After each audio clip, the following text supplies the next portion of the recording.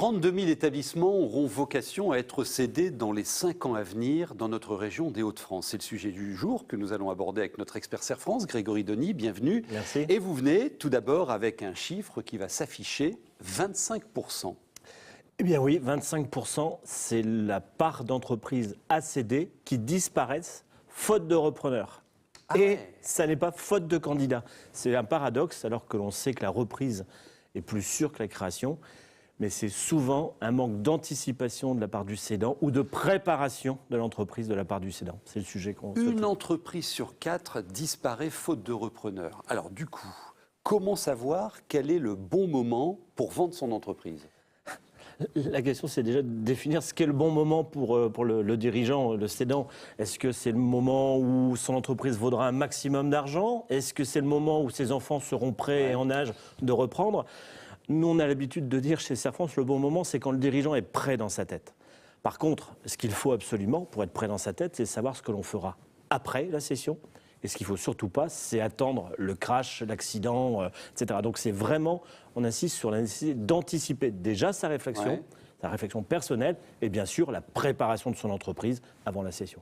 Parlons motivation. C'est quoi les principales motivations ? Alors je suppose qu'il y a la retraite, c'est la fin de ma vie de travail, je veux vendre. Alors, il y a d'autres choses ? Oui, il y a la retraite. Mais alors, un chiffre qui est intéressant et qui est assez surprenant, c'est que seulement 10% des cessions liées à un départ à la retraite sont faites dans le cadre familial. Donc c'est-à-dire que 90% seront hors cadre familial.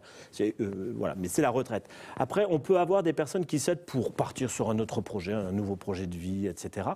Il y a les accidents de la vie qui aussi impactent fort sur la décision. Et puis, il y a aussi saisir une opportunité, un concurrent qui veut à tout prix vous racheter. Il faut aussi savoir saisir ces opportunités. Voilà les cas. Bon, concrètement, quels sont vos conseils pour bien préparer la vente de mon entreprise ? Il y a déjà ce préalable qui est de dire pourquoi, dans quel cas je vendrai mon entreprise. 2, à quelle période, à quelle date je serai prêt à la céder. Et puis 3, le plus important, est-ce que je l'ai préparée, cette entreprise, à l'après-cession.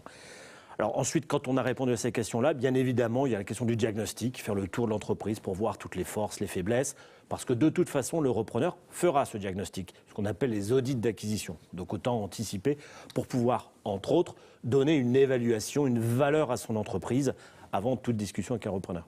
Ça vous intéresse évidemment, ce dont on parle, parce qu'au vu du nombre de sessions, ça peut vous donner des idées. Alors on vous a posé une question. Est-ce que vous savez comment est évaluée une entreprise? Regardez le résultat. 76% d'entre vous, 3/4, souvent les 3/4, 76% d'entre vous disent non, je ne sais pas bien comment ça se passe. Alors, votre commentaire tout d'abord, et puis votre réponse. Il faut reconnaître que c'est complexe. Et nous, lorsqu'on évalue les entreprises, en général, on utilise de nombreuses méthodes que l'on croise pour être fin sur l'évaluation. Alors, on part sur le chiffre d'affaires, sur la rentabilité, sur la valeur patrimoniale, ce genre d'éléments-là.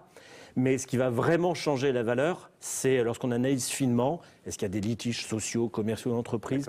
Quelle est la place du cédant dans l'opérationnel ? Est-ce que les outils de production ont été modernisés ou pas ? Voilà tous les éléments qui vont vraiment influencer sur le prix. Donc les étapes ? Une fois qu'on a une idée du prix qu'on souhaite en avoir et de la valeur de son entreprise, bien effectivement, il va falloir préparer les états financiers pour le repreneur.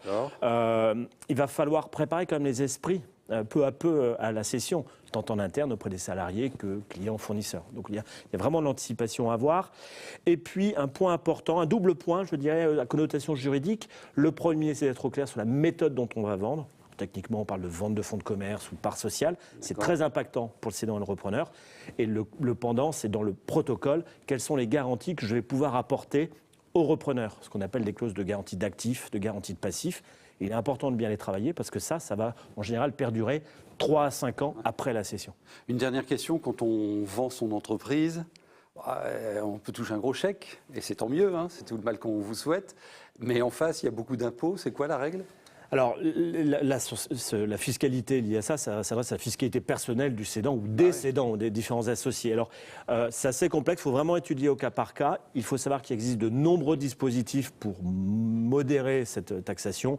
On a des abattements pour la durée de détention, pour cause de départ à la retraite, des reports d'imposition. Donc là, il faut vraiment anticiper avec son expert comptable, bien avant d'avoir rencontré le cédant, pour justement bien être dans l'anticipation de la préparation de la cession. C'est vraiment le maître mot pour optimiser tout cela.